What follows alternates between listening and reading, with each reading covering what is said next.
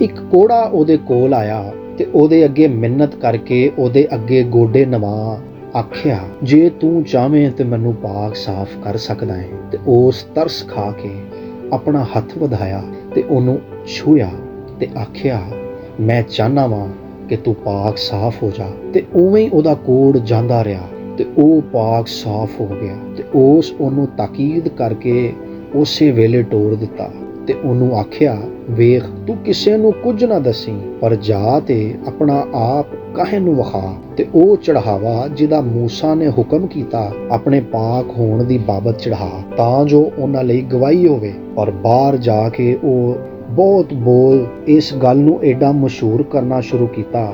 ਭਈ ਯਿਸੂ ਫੇਰ ਸ਼ਹਿਰ ਵਿੱਚ ਖੁੱਲ੍ਹਮ ਖੁੱਲ੍ਹਾ ਵੜ ਨਾ ਸਕਿਆ, ਪਰ ਬਾਹਰ ਉਜਾੜ ਥਾਵਾਂ ਵਿੱਚ ਰਿਹਾ ਤੇ ਲੋਕ ਚਾਰ ਚਫੇਰਿਓਂ ਉਹਦੇ ਕੋਲ ਆਉਂਦੇ ਹੁੰਦੇ ਸਨ।